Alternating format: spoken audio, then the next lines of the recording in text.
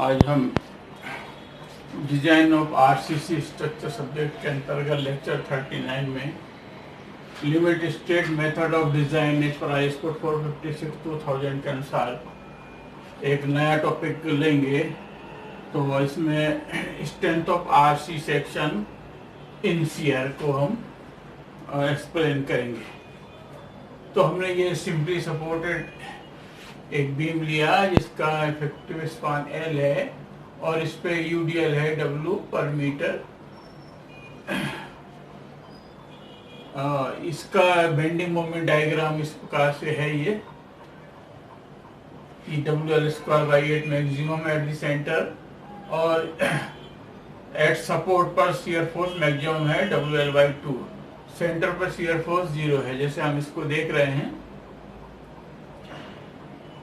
जैसे जैसे ये बेंडिंग मोमेंट सेंटर पे सबसे ज्यादा है, WL²/8 है, लेकिन शियर फोर्स 0 है और सपोर्ट के ऊपर बेंडिंग मोमेंट 0 है, वहां शियर फोर्स सबसे ज्यादा है। तो हम ये ऐसे कंसीडर करें कि बीम के सेंटर पर पॉइंट A ले लिया और तो यहाँ पर जो है ये बेंडिंग मोमेंट का फेल्यूर होगा, क्योंकि मैक्सिमम बेंडिंग मोमेंट यहाँ पर है लेकिन शियर फोर्स 0, इसलिए फेल्यूर जो होगा A पर फ्लेक्चर फेल्यूर होगा। और ये टेंशन में होगा, ये टेंसाइल फोर्स लगेगा या बीम में सेंटर से इधर उधर, इस प्रकार से फेल्यूर होगा और इस प्रकार से क्रैक डेवलप होगा ये सेंटर पे। और हम ये इस प्रकार जब बी पॉइंट को कंसीडर करें सपोर्ट के ऊपर, तो यहाँ पर प्योरली ये जो है शियर फेल्यूर होगा, क्योंकि शियर फोर्स मैक्सिमम है और बेंडिंग मोमेंट 0 है, तो प्योरली ये शियर फेल्यूर होगा। और इस प्रकार से ये शियर फोर्स का हम डायग्राम बनाए सेक्शन ये बीम का। तो इस प्रकार से जो है ये शियर फोर्स क्रिएट होगा और ये इस प्रकार से इस डायरेक्शन में जो है लगभग 45 डिग्री पर एक क्रैक्स डेवलप होगा।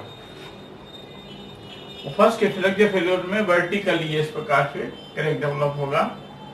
थर्ड केस पॉइंट अगर C को हम कंसीडर करें, तो अब हम ये पॉइंट C इधर है, तो जैसे जैसे हम इधर को जाते सपोर्ट तरफ जाते हैं तो शियर फोर्स बढ़ता जाता है और बेंडिंग मोमेंट कम होता जाता है।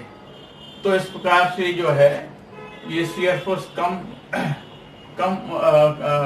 बढ़ता जा रहा है और बेंडिंग मोमेंट कम हो रहा है, यानी टेंशन कम हो रहा है। तो इस प्रकार से ये इस प्रकार से क्रैक डेवलप होगा। लेकिन जो ज्यादा क्रैक डेवलप होगा वो सपोर्ट के ऊपर ही डेवलप होगा, यानी नियर सपोर्ट जो है शियर क्रैक्स ज्यादा होगा। और हम अगर टॉप पे पॉइंट D को लें, तो टॉप पर D पॉइंट पर हम देखें तो ये ऊपर बीम का टॉप पोर्शन जो है कंप्रेशन में रहता है, तो ये और कंप्रेशन में रहेगा। लेकिन यहाँ पर ये जो D पॉइंट है यहाँ पर है, ये सेंटर में नहीं है, तो ये जो फेल्यूर रहेगा शियर में भी रहेगा और कंप्रेशन में भी रहेगा D पॉइंट के ऊपर, क्योंकि यहाँ शियर फोर्स भी है ये और ये बेंडिंग मोमेंट का कंप्रेशन भी है। बेंडिंग मोमेंट टॉप पर बीम के कंप्रेसिव फोर्स भी है, तो इस प्रकार से ये कंप्रेशन रहेगा ये और शियर भी रहेगा। तो हम हमारे इस पर आईएस कोड 416 और 2000 के अनुसार एवरेज शियर स्ट्रेस का जो फार्मूला सजेस्ट किया है, tau V equal to VU upon VD, where VU equal to design या फैक्टर्ड शियर फोर्स है और V is the breadth in case of rectangular beam और VW in case of TB और LB में, and D equal to effective depth है। तो इस प्रकार से अगर फॉर बेयरिंग डेप्थ अगर सेक्शन का बदल रहा है, बीम का सेक्शन जो बदल रहा है बेयरिंग इस प्रकार से, तो इसके लिए टाउ V यानी एवरेज शियर स्ट्रेस जो रहेगी वो VU plus minus MU upon D, यानी मोमेंट ऑफ बेंडिंग मोमेंट और 10 बीटा रहेगा। बीटा ये स्लोप है, जैसे इस प्रकार स्लोपिंग है, तो जो एंगल रहेगा ये इस प्रकार से ये प्लस एंगल रहेगा और इधर जो रहेगा ये माइनस बीटा एंगल रहेगा। तो इसमें ये दर्शाए here MUNE bending moment in the section beta is the angle between the top and bottom edges. तो टॉप एजेस में है और ये बॉटम एजेस में एंगल के बीच का एंगल है, angle between the top and bottom edges. अब इसमें पॉजिटिव और नेगेटिव एंगल साइन कब लेंगे?